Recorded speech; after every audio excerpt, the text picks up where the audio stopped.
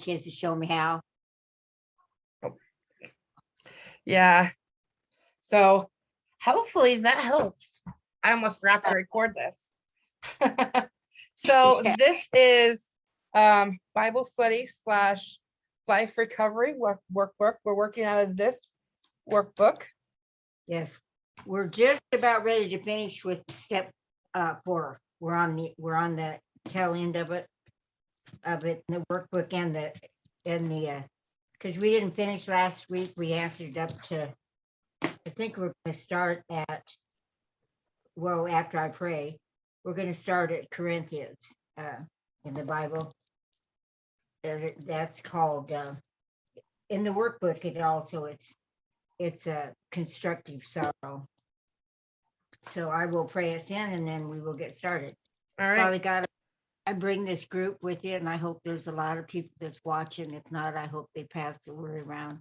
This is a really good lesson to learn. It really teaches you how much God is in our life and how He's been in our life and everybody's life for years and years and years. And that's why we are doing the scripture thing.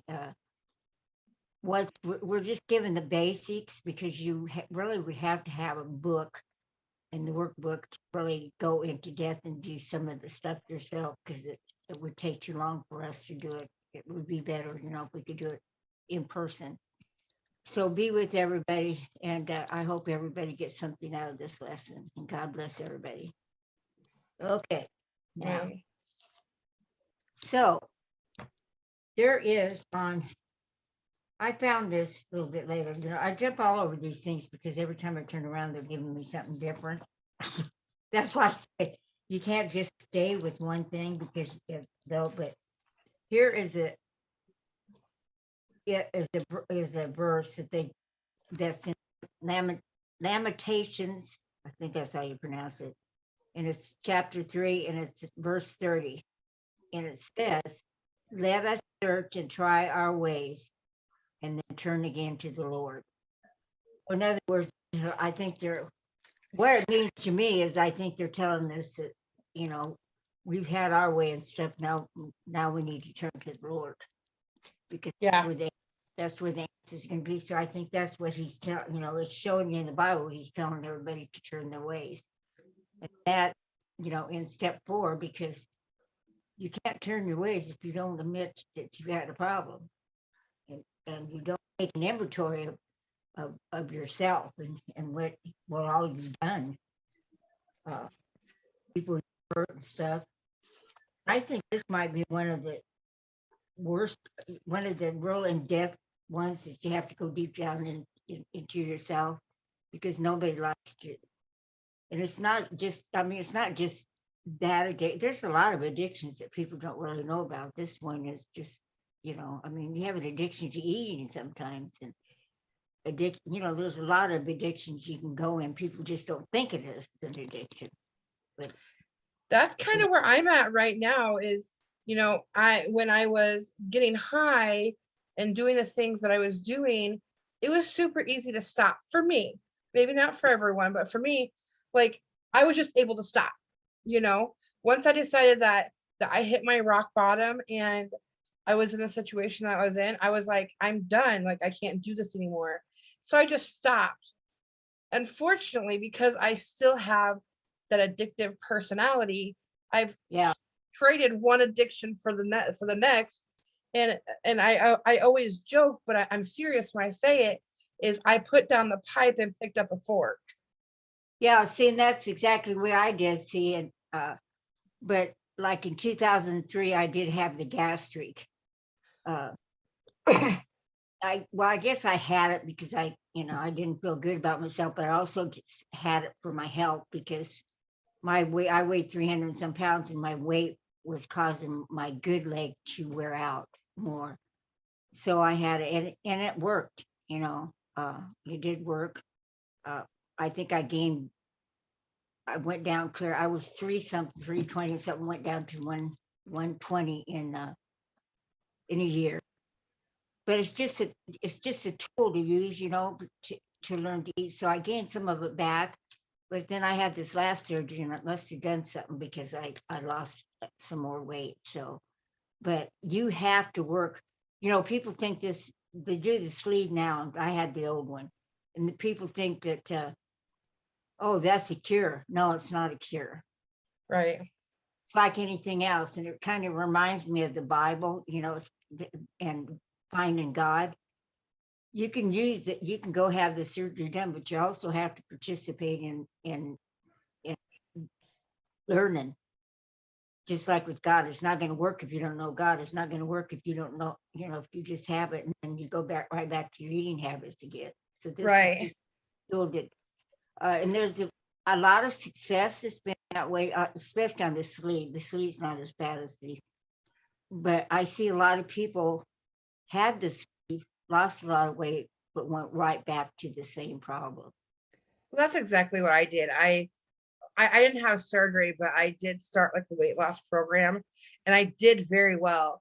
I was down 120 pounds, and then something happened in my life.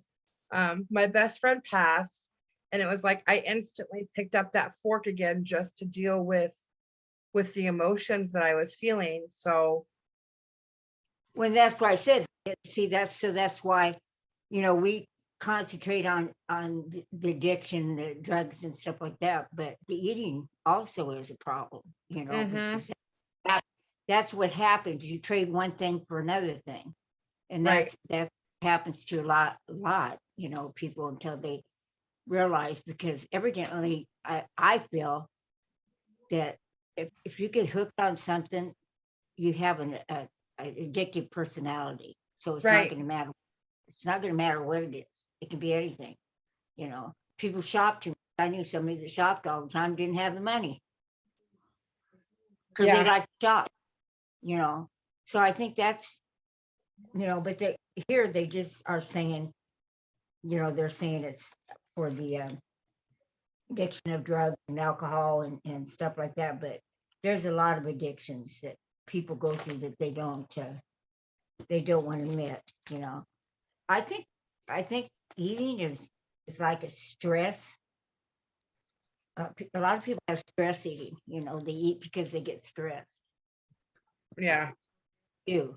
You know, so those are a lot of triggers that you have to work on.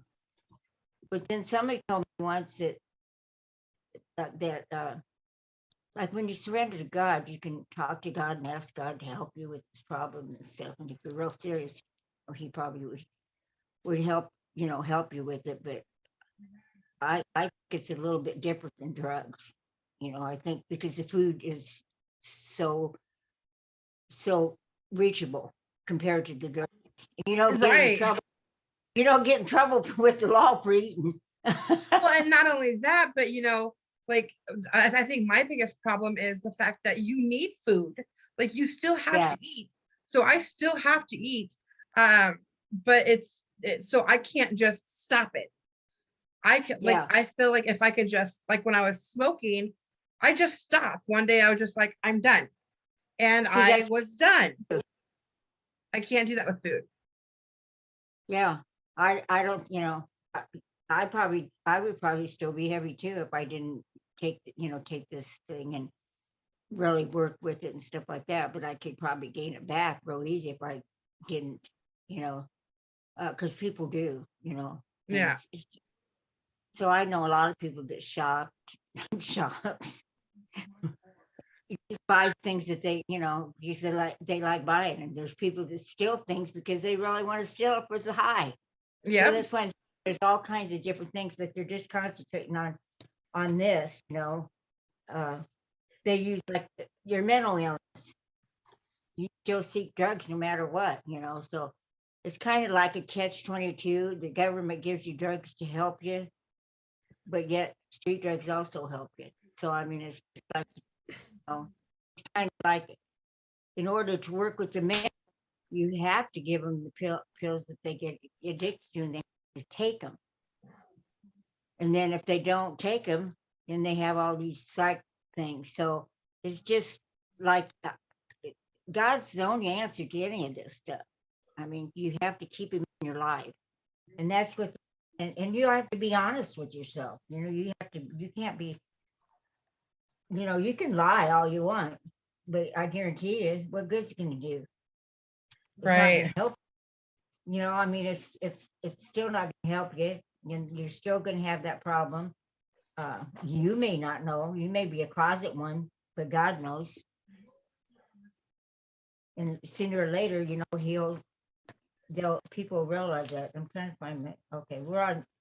Here's here's I think there's two more. This one and another one. This is called corrective construction sorrow, and it says, and then it starts out. We made a searching and fearless moral inventory of ourselves.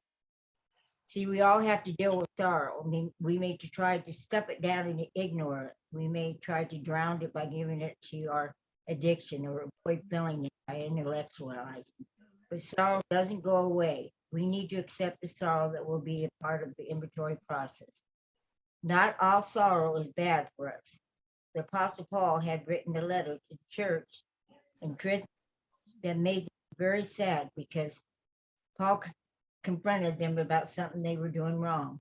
At first, he was sorry that he had hurt them, but later he said, "Now I rejoice, not that ye were made sorry, but that ye sorry to repentance, for you were made sorry after a godly manner. For godly sorrows worketh repentance to salvation. For behold, this salvation thing." So it says Jeremiah, and then that's where 2 Corinthians 9:11, and that's what this is talking about. So, and I think next week what I'm going to do also is I'm going to put the Bible things up, and that way people that have a regular Bible can read it, and then they'll know what we're talking about when they'll have all of them and they can mark them off. So, and then the questions to that in the recovery book is, in what ways have I avoided facing my sorrow about how my addiction has impacted my life and the lives of others? And that one was, I was trying to figure out, I think by avoiding facing your sorrow means that you don't admit you have a problem. You just Right. thinking you're okay. I don't have a problem. It's not my problem. It's everybody else's problem. Well, I wouldn't have done it. They played the blame game. I wouldn't have done this if I hadn't been raised this way. I wouldn't have done this if I hadn't raised. And it's true. Some of your things that you do in later life is caused from how you were raised and stuff and things that you went through. But I had a counselor tell me once that when I was young, I couldn't control what was done to us, what was done, because our parents we had to answer to them. But when you turn of age, you yourself can decide what you want to be. If you're going to be like your family, or whether you're going to be like this, that. So, if you keep that in mind, help, parents, all the parents that have kids, and they come from drug parents and stuff. They need help just as much as we do, the kids do, to cope with it, why the parents do this and why they don't do it, and explain to them that it's not good for them, and we didn't have that back in our day. You didn't, if you had a flaw, you didn't talk about it, Right. and stuff. So I think that, it's going to come a time, that your kids are going to, like, when you do get straight, that your kids are going to come and ask you, why, we should have that instead of avoiding it. It's a sorrow, but all this stuff that we're going to come and it's going to come at us and things we need to be prepared for. So that's why you need to get all this out. And there will be a lot of sorrow in your life because you're looking at yourself for the first time with a clear head. Well, and I think not only that, but when you don't face those sorrows, or you don't face the issues, you sweep them underneath the rug and pretend that they're not there. You can't fix them. Like, Yeah. if you're not admitting something is broken, you can't fix what is actually broken. And that's true. And I think that's what they're, what out of this question they were asking is what things, what do you think? That says, in what ways have you avoided facing your sorrows and how addiction has impacted your life and lives of others? Well, it's affected others' life, your family, your children, your true friends. Well, I think most definitely it mostly affects the relationship that you have with those people. Yes. Well, it does, because they don't want to be around you, Right. unless it's somebody. And I think that's the reason why they stay. And I call it the comfort zone, is they stay with the people because they know those people are not going to look down on them and stuff. But what they need to realize, neither are the ones that are fighting for recovery. They're not judging you. Why would they? But some do, and that's sad. Some do, even after when they get clean and stuff. They say, "Oh, why do something silly like that?" Not remembering that they were in that boat once too. And That's why I say you remember where you came from. well, rejection is another thing that you can use for saying why you can name all kinds. You can name all kinds of things as why you use drugs, but you someday you have to admit it. You have to come to terms with it, and that's what they're telling you. They're trying to make you look at your life and see. And then the second thing, it says, "Am I willing to set aside time to grieve and to allow humility to grow in me? When? What is my commitment to myself, my growth, and my recovery?" So you do have to set a time. Regardless of whether it's by yourself. I went to counseling for 6 months after I quit drugs. Because the first few months, after I got clean and stuff like that, I didn't have any friends. I just moved into a new building, didn't know them, so I didn't feel comfortable to talk to them. Some of my family wouldn't talk to me, so I didn't have them to talk to, and so, the only friends I had at that particular time was drug addicts. Yep. So and I thought to myself, well, mentally, I've got to get out of this frame of mind. So I went out, tried through the whole thing because I had to go back into my life and admit things and stuff that I hadn't dealt with that I should have dealt with.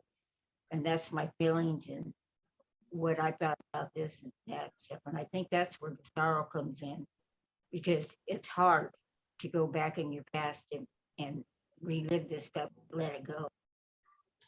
I know when I first got clean, just like you, they say that you can't hang out with what you were hanging out with when you were getting high. So you have to let all those people go. But yet, like, my family and the people who actually cared didn't trust me because I had lied and cheated and went back so many times to doing drugs when I told them I was quitting. And then so I had to let these people go, but the people that I wanted to be around didn't trust me. So at first, like, it is very lonely. Well, and then you also got the ones that have to admit, that they'd go over to their families, and if they'd seen anything they could get money out of, they would take it, So the parents we put the parents in a position where they had to choose between us, coming around them anymore or losing all of our stuff, And Right.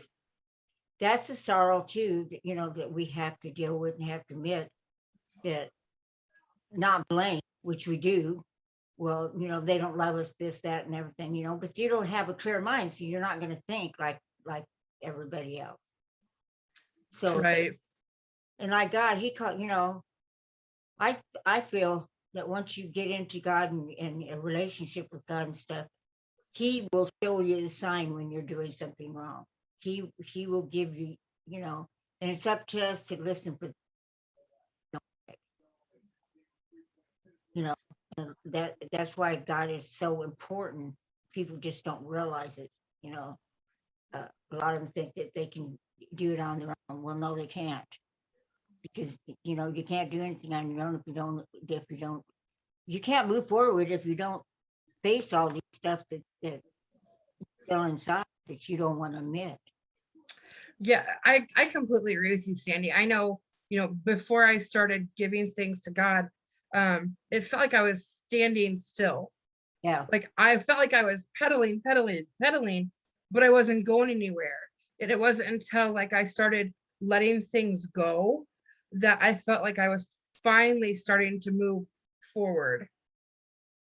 Yeah. And then, when even though it was a drug and stuff, letting it go was probably a sorrow for you because that was a crutch you were using. That's my opinion. So you would be sorrowful because you're giving up that life because it's the best life for you to do. So that's why you lean on God. That's why you change your playground. That's why you get involved with that care, the people that have the same problems that understand you. That's why uh, one of the reasons why I joined Soldiers and on my way home, because of the fact that it they don't judge, and they're bringing people together, people that are trying to fight the same battle you are fighting, and gives you And you don't that feel you so lonely. yeah, well, and also gives you people that you can trust, that you feel that you can trust and can confide in. And that's what when you surrender, that's exactly what you need to do. So then it says here, whoops, just a minute here. Like it's wants to know if we're willing to set up time to grieve, and then be humble and commit myself to growth of my recovery. In order for my growth and recovery, I have to admit all this stuff. So until you're ready to do that, you can't get past the fourth step. You're stuck. There's nowhere to go. You see this, and my thing is that if you keep staying in this and face the sorrow, the life that you live, and you're sorry, and so I think that you won't never get out if you don't. Sherry You, says on Facebook, Sherry says, even if they don't have God, they still need to deal with it and fix. They will still be in the same place of it and not go away. and that's very true too, Sherry, because a lot of people don't believe in don't believe in God and don't believe that He does that stuff. Where we do believe that, but it is very, very true. No matter what, if you got God or another higher power, or your child helped you get through this and stuff, you still have to deal with these problems and these processes. You still have to get involved. You still have to get involved with with some kind of group. And she is so right. She's very right. You know, I mention God is because that's my belief, but it can be anybody. I mean, it can be any higher power, you know. But Right. I just feel that So, but thanks for bringing that to our attention. I'll remind that because I think if they find out, and if they let go, and if they see all the people and everything that God has done for them, that's where the testimonies come in, that He has done. That they will change. They will change and come to God themselves. But you'll have to deal with the problems regardless of what you have in your life. Right. But you cannot do it if you don't admit there's something wrong. You can't do it if you don't change your playground. So where are you going to find people that are doing drugs? Because you feel uncomfortable around them, but you don't feel like you have anything in common, and you feel like down on you and stuff. That's why the groups is so important. Is for is for them. But thank you, Sherry. That is so true. And then the other question is, Am I bent on condemnation? Am I not willing to let God's mercy go with me as I examine my faults in their path? So that's the thing. Even if you don't let God into your life, you still have to face it. They're just, because this is a biblical study. That's the reason why we use the Bible and stuff, is because this is God telling us that we have to let God in order for us to work the steps that He's got. And He's shown us in the Bible that this is like a journey. This is like a map in our life. And if we follow this map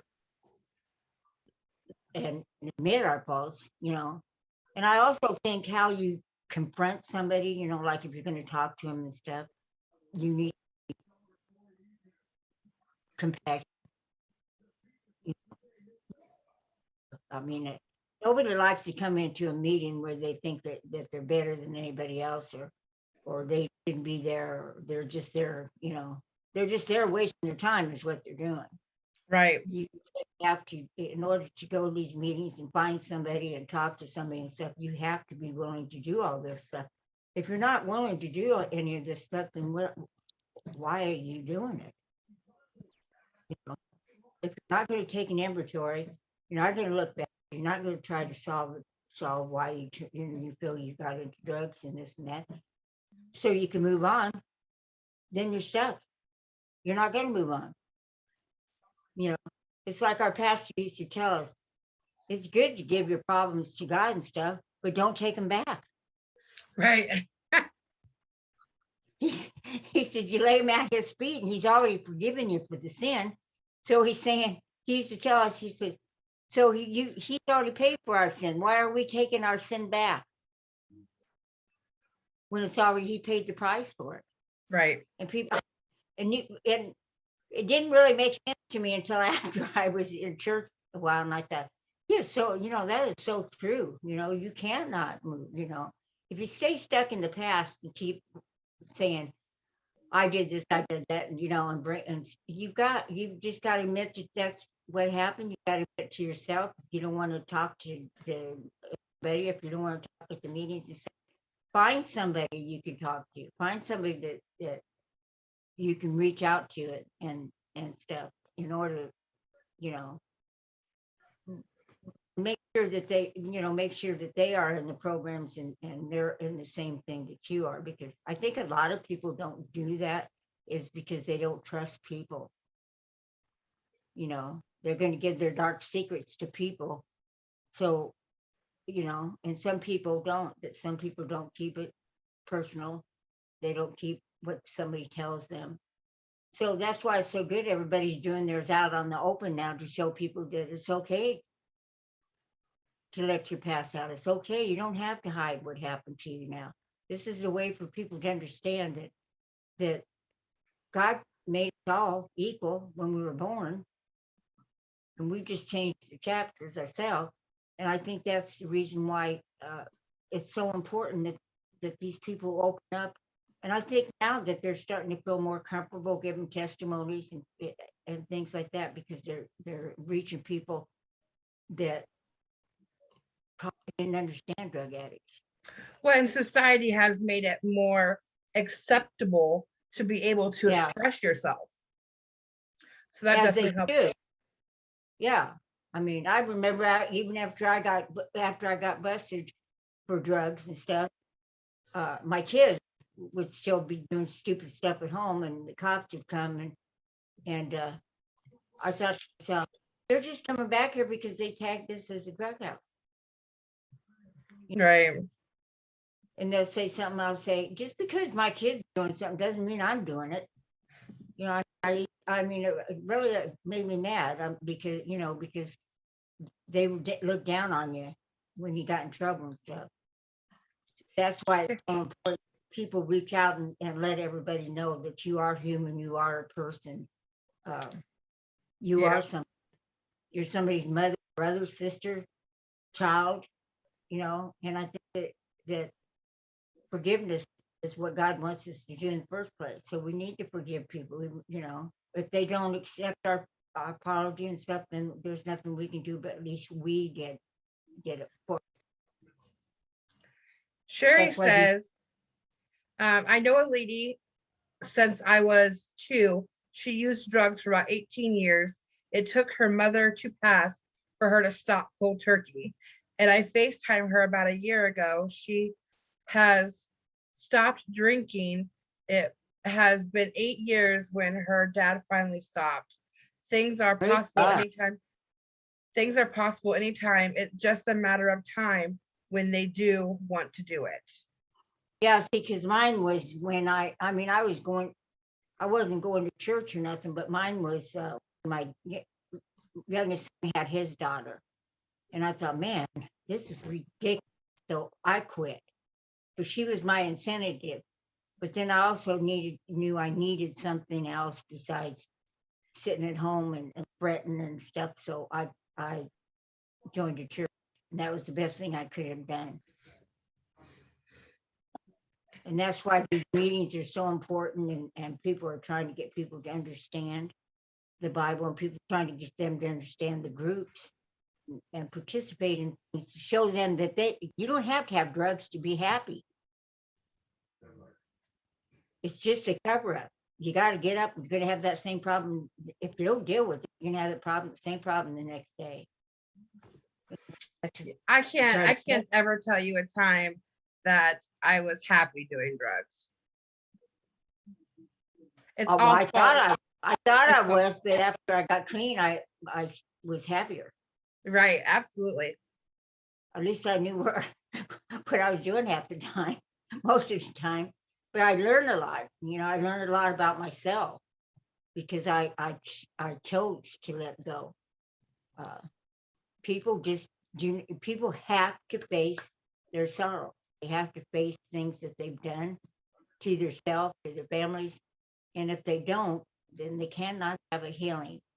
Regardless of whether you believe in God or who you do, how you do it. If you do it, you're still stuck in that. Because I call it a comfort zone. Mm-hmm. If you drink and you want to quit, you don't go to the bar. Right. So, well, that's all where all my friends are. No, you reach out and make new friends. And that's when what I realized that, like, when people say, well, that's what my friends are, that's where my friends are. But when you quit drinking or you quit doing drugs, those people leave. They're not there when you're sober. Oh, yeah. And if you look at the people that go to prison, I used to tell my sons this all the time. If they go, look at who writes. It sure ain't those so-called friends that you had. Right. Look when you get off of drugs and stuff, where you're not cool to hang out with. Well, who cares? I got a better life. I know I don't have the law's not looking behind my back. I know I'm not going to be sick in the morning from drugs, hating myself every time I looked in the mirror. I learned to love myself again. And that's the way God wants us to live, and stuff. I don't care if you're sober 1 minute or don't take one drug 1 minute. That's still a challenge 1 minute closer to. And that's why people need to reach out, and people need to start listening to these programs and listen to people talk and their feelings and see what the drug addicts are. People that hurt. They don't like to be the way they are. People just think they do. No, you didn't. It's just a very addictive drug. All this drugs, and it's killing our people. And it's got to stop. So then the next. So that's why we don't need to condemn ourselves. Once we give up and tell it's like when we talk, whether it's God or higher up or wherever it is. When you get that off your chest and stop condemning yourself, then you're going to have a better life, because you just can't keep in that thing. You've got to let go.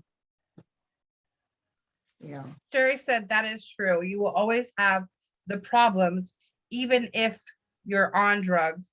It is weird that people had the problem before they even started taking drugs, and dealing with it is also true. What Sandy said, they are just using drugs for the cover up. Sure. And if you really want to be technical about it, we go way back when they were smoking the peace pipes and stuff. That was a drug. Clear back, they'd all get in a circle and smoke whatever they were smoking. Actually was a drug. So it goes way back. Right.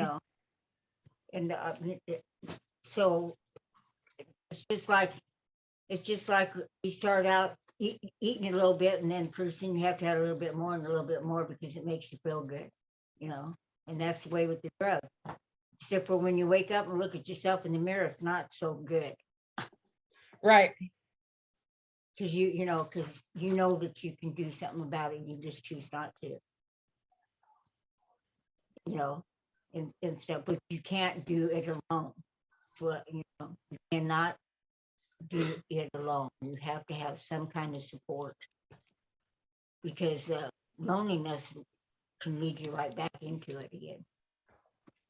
Because you get it within your mind, especially if somebody's got a mental problem, they have to get help for that, because if they don't, they stay in their own mind. They answer their own questions, which is not going to be the right question. That's what drug addicts do. We answered our own questions. If we had a question, we answered it ourselves, because maybe that person that was giving us some advice we didn't like to hear. Very true. That's what God does. It states all over the Bible, that he went out to talk, but there was a lot of people that threw stuff at him and didn't want to have anything to do with him, because there was a fear of the unknown, and they didn't believe that he was this way, and believe that, So these people, a lot of people there on addictions believe that they can't be anything other than drug addicts, because that's probably what somebody's told them. So you have to let them know that they're loved, no matter if they got an addiction or not. There's always somebody there that will love you. And that's why it's so important, that when I grew up, my parents didn't say, I love you much. They just, I guess they were that way. So when I had my kids, I made sure that I said them every time I left or went where that I loved them, because it may have been the last word that. And just before my son had died, he called me to tell me, "Oh, I found the song for you. It was called I Believe." I'm trying to think. It was a country song, I Believe, and I had heard it. And then later on that night, I got a call where he accidentally shot himself. So I did get to talk to him and tell him I loved him before that. And I thought to myself, if I would have talked to him before and I would have been mad at him, that would have been terrible. That would have been a terrible feeling, because those were the last words that he heard from me. Right. So I think that's, and that's why God goes out, all through the Bible and stuff, trying to lead everybody into to change their life and be somebody and look up. They look up to, Sin started way back with Adam and Eve. Revelation is going to take the ones up that follow God's road. So it's no ending, So you got to follow God, or you're not going to, of course, a lot of people think that you'll go to heaven anyway. No, you won't. But they don't know that yet.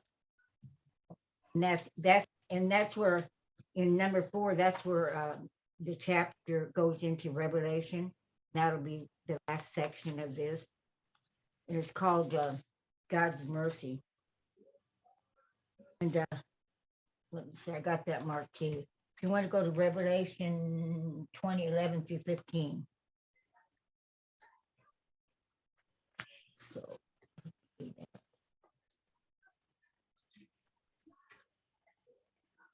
it says, we may wish we could avoid taking moral inventory. It's normal to want to hide from personal examination. But in our heart, we probably sense that a day will come whom we will have to face the truth of ourselves and about our lives. The Bible tells us there is a day coming when an inventory will be made of every life. No one will be able to hide. In John's vision, he saw a great white throne. and him that sat on it, from whose face the earth and the heaven fled away, and there was found a place. And I saw God, the dead, small, great, stand before God, and the books opened, and another book was opened, which is called the Book of Life.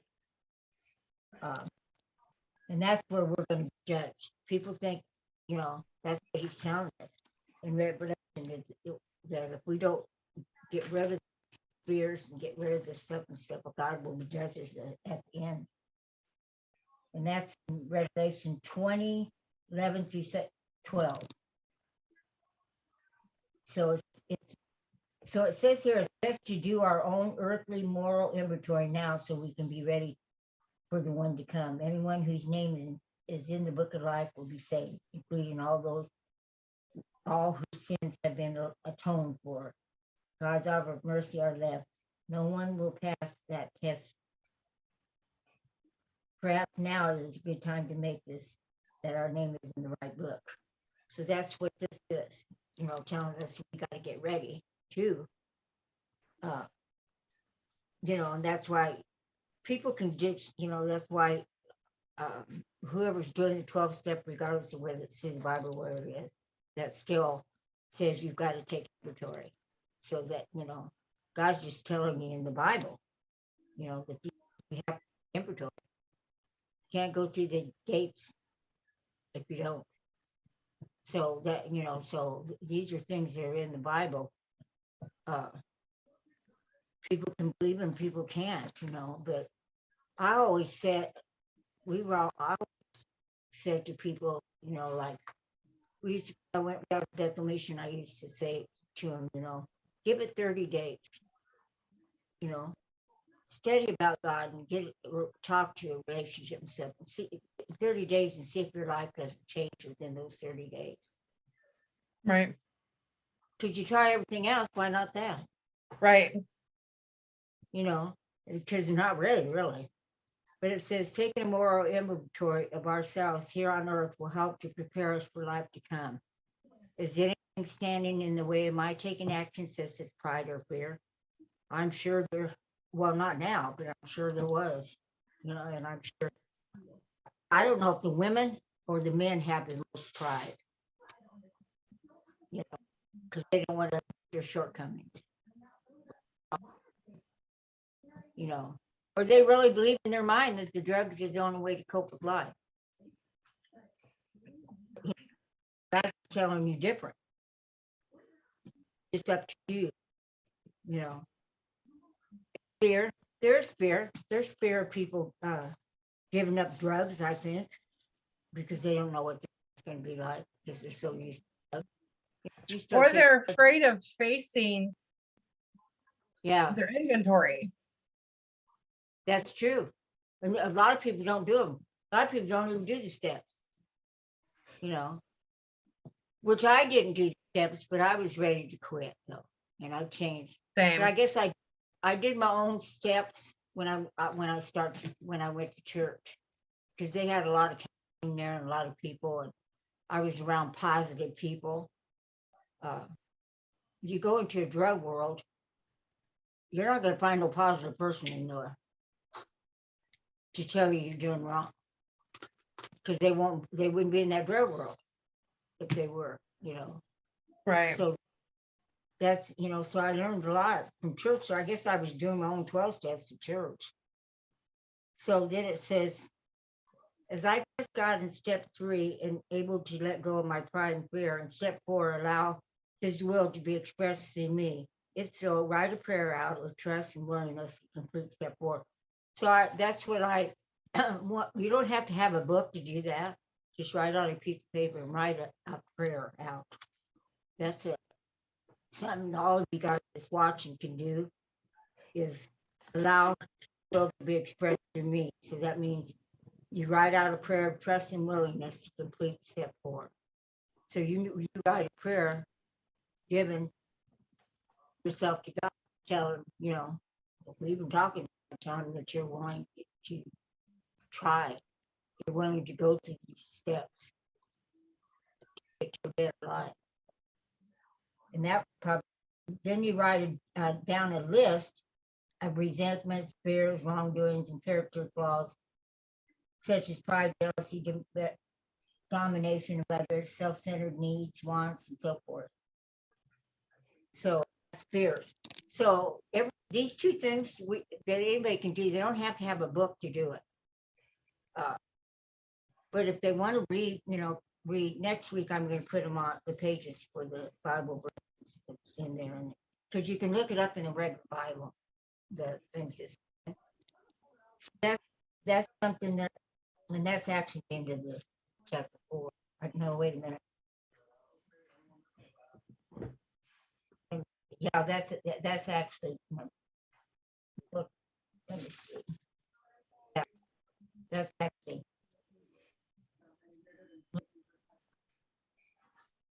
So that's something that you can do. Write a prayer, commit, and just on the next paper, write. These are things that people can do at home.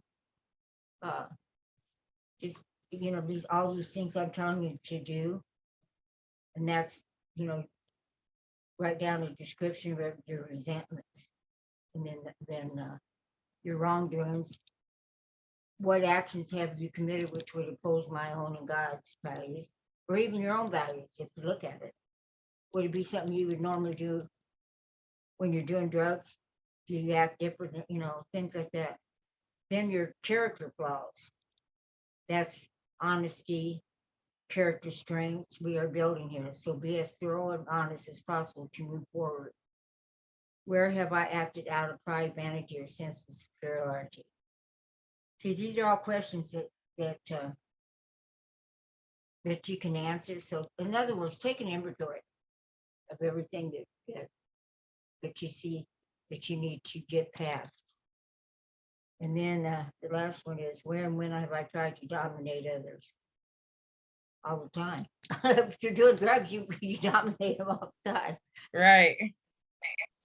And then you want to know what makes you jealous, envious, good fortune, successful kids. Well, having a functional family would probably make you have successful kids, because the boys stayed with me and my daughter went in a different direction, and she's a great life. She never went through all this. So that if when have I demanded that my wants and needs come before others? Well, you know what? I think when you're a drug addict, basically, that's all you think about yourself. You're not thinking about how you're hurting anybody. Right. Just say it's my business. It's not hurting anybody. And I think this is what they're trying to tell you. You need to take a really good look at who you have actually hurt. Well, and I think that when you're in active addiction, you honestly believe yourself that you're not affecting anybody else. And that's very true, and I think that until, have your dry spell, a lot of times you couldn't get the drugs and stuff like that.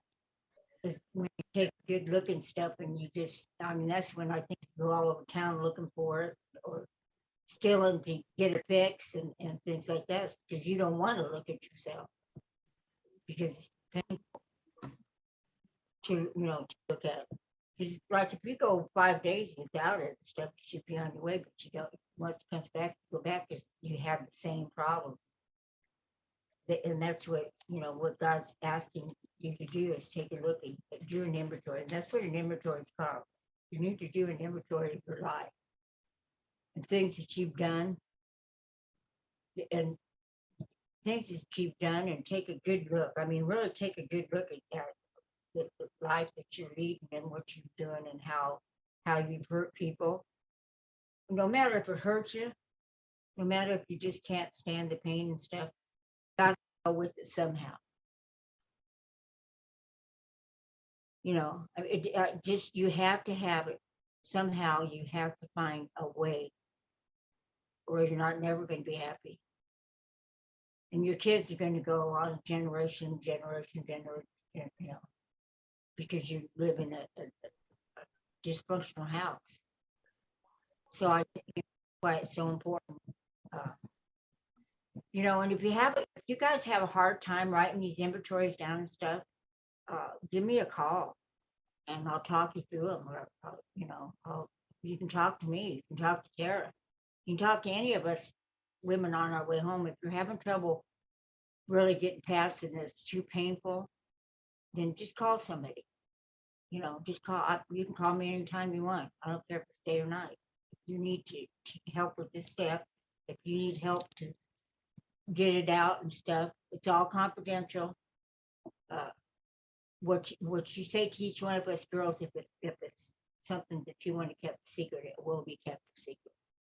So that's why I'm telling you, we'll do chapter 5, and as I said, next week, and I'm going to write down the Bible verses so that you can look in the regular Bible before we come back, because I've got the recovery Bible, but some of them probably don't. But I do want you guys all to take inventory of yourself, of your fears and things, people that you've harmed, and just take a whole look at your whole life, and then let it go. Be sorrowful, cry over it. Looking at the past and the things that you've done and stuff. It will be very painful, but it also be very healing at the same time. So that's what I said. So I advise you, as I said, once again, if you can't find yourself to do this and you need to talk to somebody about it, just call any of us. I'm sure Tara will be glad to talk to you too. Kenda says, I'm so proud of you three, Sandy, Tara, and Sherry Kirkendall. Yeah, I don't think I met Sherry. We'll have to bring her on the next time. Maybe, bring her on the next time. Because it's obvious Crystal doesn't want to get help. I know of. Yeah, I invited her, but she didn't show up this time. Well, I think she texted. I don't know if she's back yet or not. But that's what I'm saying. The thing about it is we need to just let them all know that, and I think we're going to do better when we do a live thing. We can do some live person, because then they'll know and they'll be able to look and ask questions, face to face, instead of ask questions on thing. But this will get them started, and then when we start whatever we start, we'll gather the ones there, and then they can do it, and then they'll see it in Arizona too, and then people see it here, and it will, it'll probably start off slow at first, but more people will come. I believe in it. I believe that God's going to send the people, and then that way they can ask all the questions they want in person. And I think that this is just a start for them to start in things that they can see in the Bible. But once it's done, once we start here, we can still live stream it, but we will at least have other people in here too. If they don't want it on camera, we don't have to put it on camera, or we, because a lot of people aren't comfortable with sharing their life yet. So yeah. Hi, Kendra. Hey, Tara, tell Sherry how to come on live stream right now as well. Sure, if she wants to. We're about ready to close, but she can come on if she wants. No, I know. I just want you guys all on for just a minute. Okay. Tara, where you at? She has to invite her. And I don't know where. Yeah, I know. Where is she? I don't know. Hey, Okay. you're having that back thing done tomorrow? No, it's not Okay. yet. So, Your neck? do we want to go ahead and sign out in prayer so I can stop recording and stop the Facebook Live and then She bring wanted- Sherry on? Yeah, she Yeah, wanted- why don't we do that? Okay. Okay. You want to pray us out, Tara? Sure she does. Yeah, you gotta learn. You have to, Tara, you have to learn sometime. That makes me so nervous. That's all Don't right. let it be nervous. Just speak like you're speaking to one of us, but you're speaking to That's right. God. That's right. All right. Say what's So- in your heart. God, thank you so much for bringing us all together on another Monday night, and letting us speak your word to help someone else who is struggling and may need recovery or with no matter what the addiction is. Lord, we just all come to you to give not only us, but anyone who needs you the strength to seek you in their recovery, and have them reach out to us so we can help guide them to you as well, Lord, in your heavenly name. Amen. Good job. Amen. Very good job. Amen. That makes me Yeah. nervous. And it'll get easier and easier each time, sweet pea. All right, I'm gonna go ahead and stop recording and stop the live. Give me 1 second. Okay.